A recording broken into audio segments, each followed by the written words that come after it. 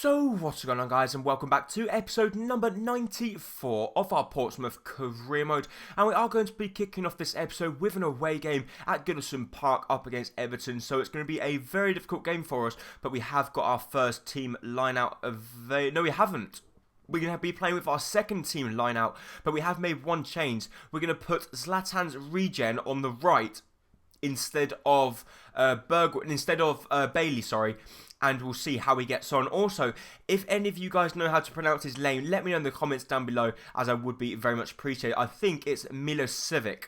I'm not sure. So if you guys do speak whatever language that's Swedish, then let me know in the comment section down below, as it would be highly appreciated. Another good chance for Everton here. They strike it. Christopher Shiplov, a good save, and he just about manages to get up in the nick of time to collect the ball. But then we give the ball away very needlessly on the edge of the box. It comes to Ross Barkley. Ross Barkley through to someone. Barkley strikes it back, and Christopher Shiplov, what are you doing? Just have a look at this repetition. I swear to God, Barkley's shot went straight at Shiplov. It did, but it got a slight deflection off of Boscagli. Boscagli hits the slightest deflection. Shiplov is wrong-footed, can't get anywhere near it. And now we find ourselves 1-0 down 17 minutes in. So after Christopher Shiplov had made a fantastic save, we then go ahead and mess things up because we pretty much give the ball away very needlessly. Stupid error by me once again. Squeeze a good ball through to Ryan Gold. Gold through to Misalovic here. He's going to go for the strike, and it's a fantastic save from Jasper Sillessen at his near post to deny Zlatan's regen, as we do come very close. But we're going to try something different from the corner. Bergen's going to pull the play ball back to Solanke. Solanke misses it, but it comes back to Dahoud. Dahoud gets outrun by Calcedo, and they do get the ball clear. But talking about Everton in real life this season, they've surprised me, because I thought with Everton, with the squad they've got, I honestly thought they would be doing a lot better than what they are at the moment, because I think they went around about 10 games without a win, and for a team like Everton, that is really poor. And I don't really know why, because to be honest, up top they've got Lukaku, who's been in good form. They've got Ross Barkley, who's been in good form.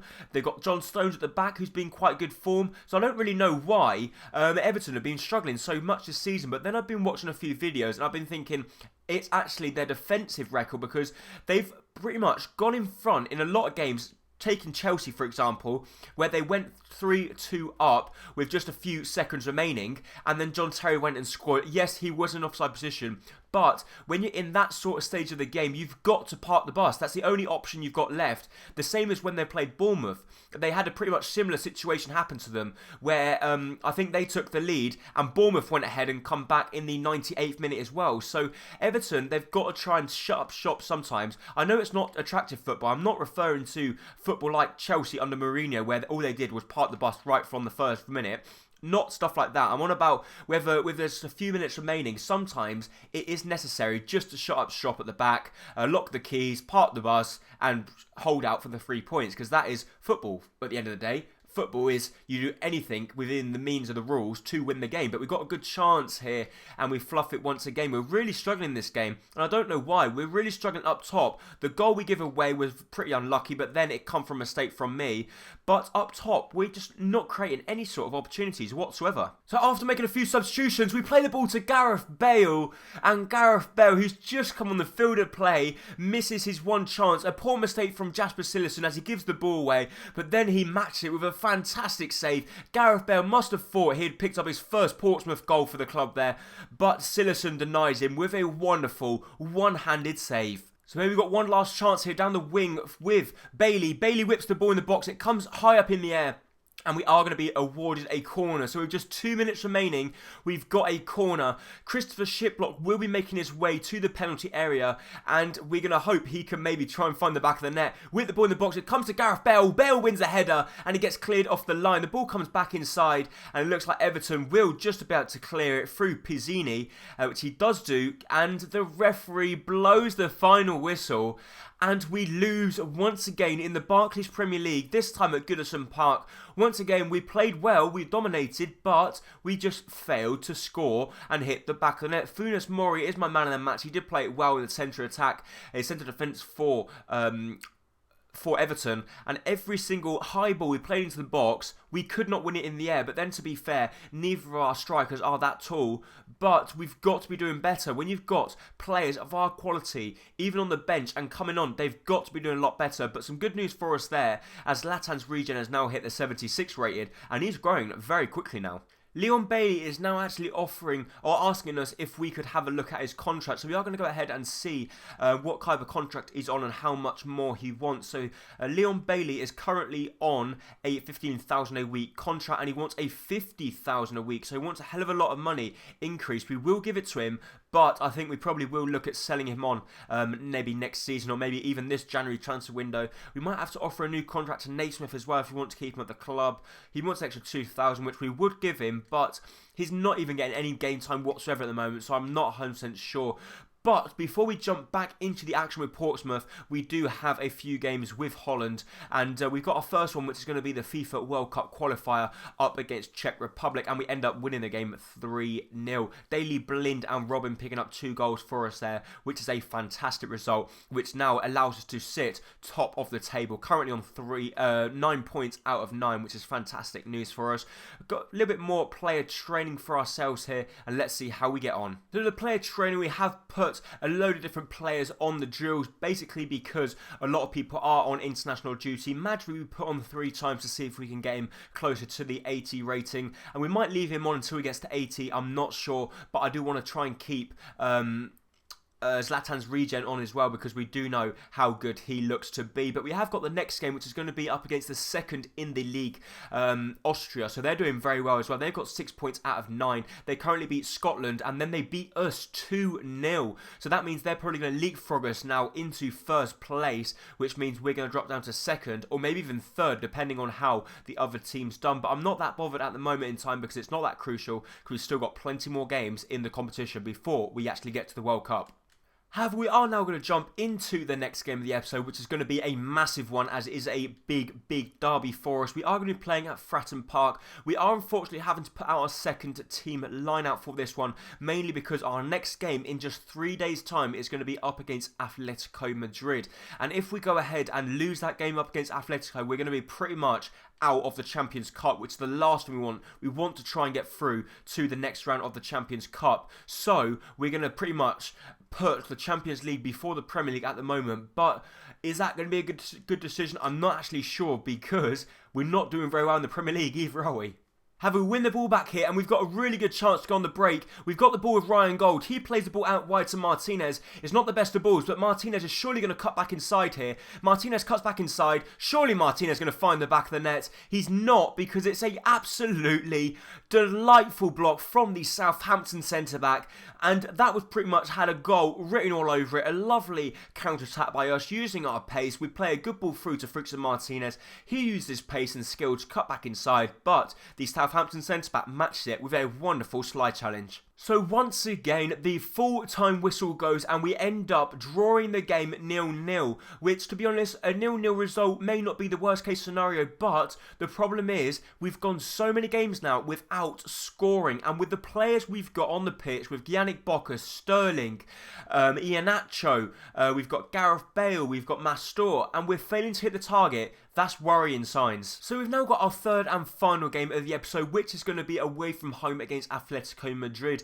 But as you can see on screen now, by the league table in the Group H of the Champions Cup, we're currently sitting bottom with only 1 point out of 9 games, sorry. So 1 point out of 9 games is awful. That's out of 6 games, so that's not that bad. But out of 6 games, we are only 1 point behind Atletico Madrid and 4 behind Olympique Marseille.